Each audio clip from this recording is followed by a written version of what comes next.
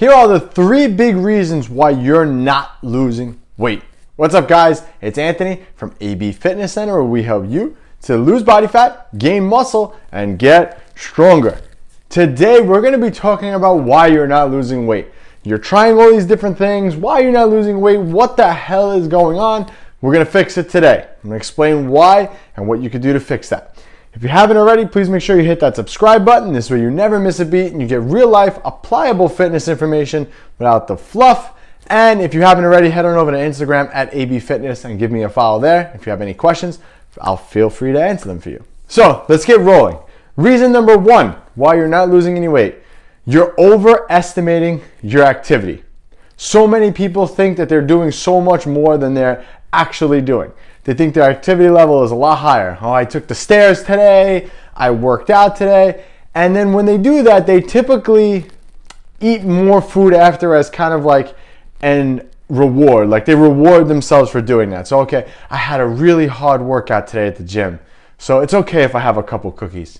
You know, I've been guilty of that before in the past too, especially since I've been always wanting to gain more muscle and gain more muscular size. For me, it's always like, okay, I worked out really hard today. I can have this extra food because it's going to go toward growth. And in reality, it doesn't work like that. But so many people do that. They'll hop on a cardio machine and they'll do a bunch of cardio, and then they say, oh, it's okay, I can have this extra glass of wine or 2 because I worked out today. And it doesn't work like that. You're not a dog. You don't get a reward for doing something. And that's essentially what you're doing. It's like, when my dog sits, I give him a treat. You don't get a treat for burning calories that you should have been doing. So you got to stop doing that. So you're overestimating activity level. You got to stop overestimating the activity level and really focus on just fitting things in. And I mean, this goes back to what I've said in almost all of my videos. In order for you to lose weight, you need to be in a calorie deficit. If you're not in a calorie deficit, nothing is going to happen, I promise. So just because you burned a couple of extra calories doing some type of activity today, it doesn't necessarily mean you could eat those same calories. It doesn't work like that at all. So, number 2, you have been under eating for such a long time now that now you need to reverse diet. So many people go through what I call the diet cycle. So they start a diet, they're really gung-ho about the diet, they follow it. It's a really restrictive diet, they follow it. Then they have that one day where they're like, you know what, I'm done, blah, blah, blah, and they go crazy and they kind of fall off the wagon and they eat themselves. And then they get like, I'll start Monday, and they keep pushing it off. And then before they know it, they're back to their starting weight. And they're like, oh, they feel really bad. And then they do the whole cycle again and again. And when you do that, every time you do that, typically you always drop your calories lower and lower.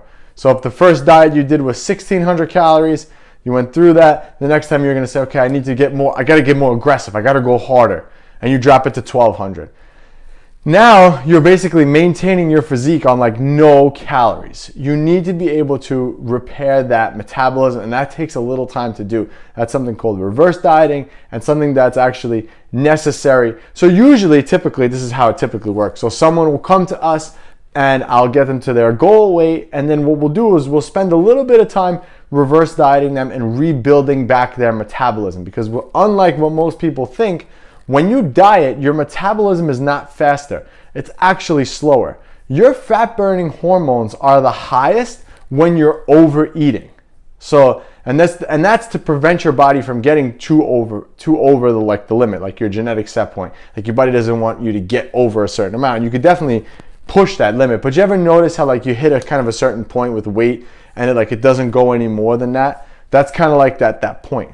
But basically, your fat-burning hormones are the highest when you're overeating. So when you diet and when you actually get to your goal weight from dieting, your metabolism is actually at its slowest. So what we do is we spend a little bit of time in this reverse dieting period where basically we're rebuilding back your metabolism. So let's say, we got you to your goal weight and you're eating 1,400 calories every day. Well, now the goal has become, okay, we want you to maintain your leanness while adding as many calories as you can. So maybe over the course of 3 months of doing this, now you ended your diet at 1,400 calories.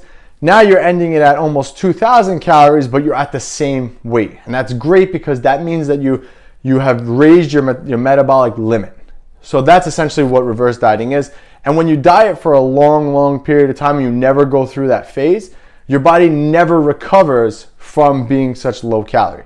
So that's typically what happens to some people. And that's something that can be corrected with proper training, proper diet coaching, I guess you would say. Just like I said, reverse dieting and slowly adding calories back in on purpose without gaining weight. Number 3, and I love this one because so many people make this mistake. You're doing 1,000 different diets at once. I hear it all the time. Oh, I know I shouldn't be eating this many carbs, so they're doing keto. Oh, I'm not going to eat this fruit because it has sugar, so now they're watching their sugar intake. They're doing intermittent fasting. I'm skipping breakfast because I heard that was really good. I'm just going to have just meat because they're doing the carnivore diet. You're mixing all these dietary things together and you're getting nowhere. Remember, in order for you to lose body fat, you need to be in a calorie deficit, and it doesn't matter how you do that. All those things, intermittent fasting, keto, carnivore, they're all tools in the toolbox. But without understanding the general principles of nutrition, none of those things are going to work. You have to understand the general rules of nutrition. And that is, your body only sees protein, carbs, fats, vitamins, minerals, calories, amino acids, etc. It doesn't see what you eat. Your body does not discriminate against foods. So with that said, some people listening to this are going to be like, oh, but low carb only works for me. And while that is true to some extent, that doesn't mean that you're exempt from counting macros, because whether you like it or not, your body is still focusing on those numbers. Your body still runs the show by the numbers. So if you're more of a lower carb person or you prefer that, that's fine, but you still have to monitor it. So stop doing 10 different diets at once. Just focus on counting the basics, counting your protein, your carbs, your fat. I would recommend downloading something like MyFitnessPal and really focus on just those 3 numbers and track those 3 numbers. Live and die by those 3 numbers. And I promise you, it doesn't matter how much sugar you take. It doesn't matter all this stuff. And people come to me all the time with all these things and they're like, oh, should I eat this? It's kind of high in sugar. Well, you're missing the big picture. You have to really be focusing on your macros, your total macros. That's the only thing that matters when it comes to getting in good shape. So stop doing 10 different diets. Don't do intermittent fasting and this and that. I'm not saying that they don't work, but if you want to do intermittent fasting, that's fine, but you still have to focus on those macros and hit those macros. Doesn't matter if it's in 1 meal or 10 meals throughout the day. As long as you're hitting your set macros for the day, that's what's going to bring you up for success. So again, to recap, 1, stop rewarding yourself for doing extra work. Stop. Don't do that. You're not a dog. Don't need to do that. 2, stop going so crazy low on your diets and not giving your body enough time to recover from that. Remember, it's not easy when you do that. And when you drop your calories too low, too fast, you wreck your metabolism. 3, stop doing 1,000 different diets at once. Stop combining diet principles and focus on the basics of nutrition, which is portion size, protein, carbs, and fats. That's all you have to worry about. Make sure you hit that subscribe button. This way you never miss a beat, and hit that bell button. This way you always get notified. And if you're listening to this on a podcast, please make sure you drop me a 5-star review, as that helps me, and the YouTube brain and the podcast brain says, okay, he's doing a good job.